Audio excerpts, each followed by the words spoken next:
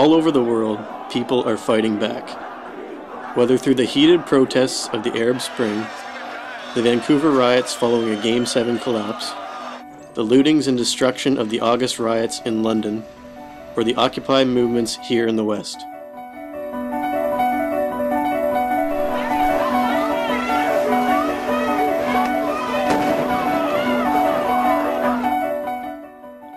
People clearly have something to say.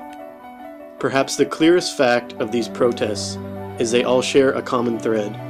That is, they began, were supported, or were maintained by social media.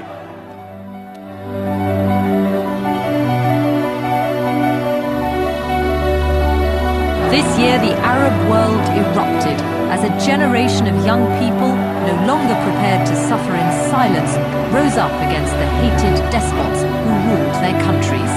Gaddafi has destroyed our country, and now we can't test the freedom. Cultural revolution and social struggle are not new ideas.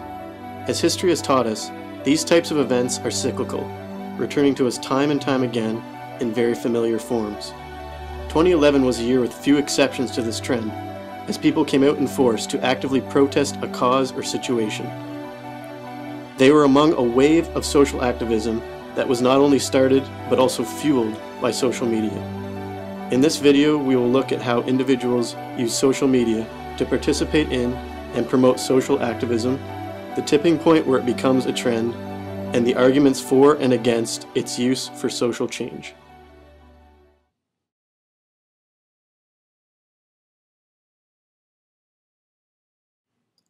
Social media is now a global force, reaching people of all races, creeds, and cultural backgrounds, and giving them the tools to voice their thoughts and beliefs.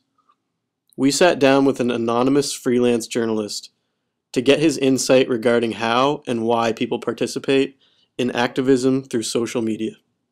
So how do social networks promote and sustain activism? First of all, it's a great way to send messages to a bunch of random people online.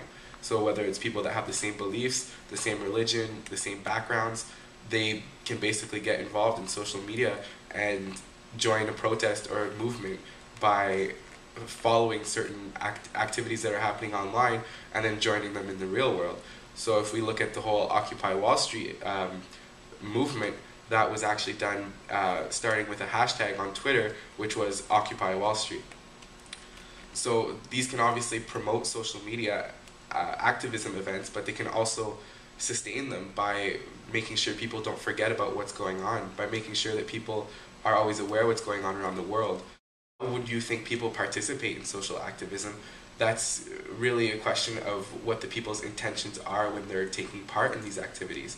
So if you look at Gustave Le Bon's theory of crowd psychology, basically these people, when they're put together in a crowd, they lose their individuality. They just go and they take part in something and they just feel like they're losing their personality. They're just taking part in an activity and they're just doing it because everybody else around them is doing it. That's what the crowd is doing, so that's what's right. That's the psychology behind what these people are doing. Clay Shirky gave a recent TED Talk where he explained that social media is less just a source of information, but rather a site of coordination. The internet is the first medium in history that has native support for groups and conversation at the same time. Social networks, then, excel at promoting and sustaining conversations involving many people.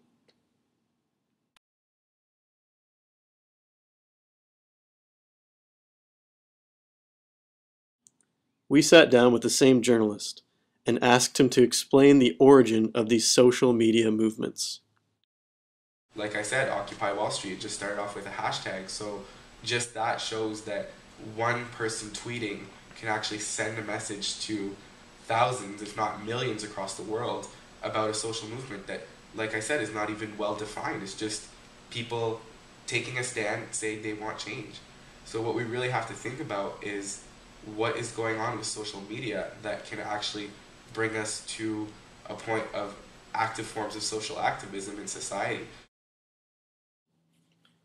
Malcolm Gladwell explains that where activists were once defined by their causes, they are now defined by their tools.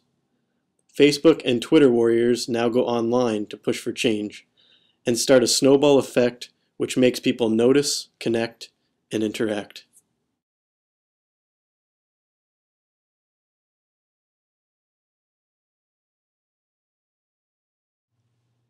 As with any issue, there are two sides to the coin.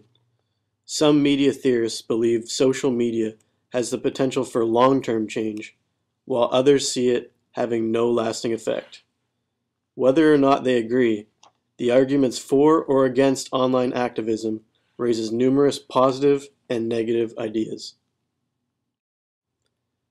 Beth Cantor and Allison Fine break this opinion down into a simple statement, explaining that social media powers social networks for social change.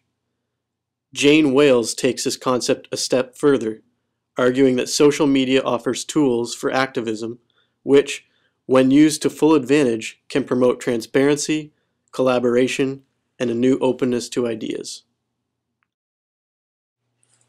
Malcolm Gladwell argues in the opposite direction, claiming the platforms of social media where activism is concerned are built around weak ties. These weak ties are noticed in the mainstream social platforms like Twitter, concerning people you've never met, and Facebook, which manages friends, the majority of whom are ones we are out of touch with. Mark Granovetter explains that there is a strength in weak ties, though. Our acquaintances, not our friends, are our greatest source of new ideas and information. Social media lets us exploit the power of these kinds of distant connections with marvelous efficiency and get involved actively where we see fit.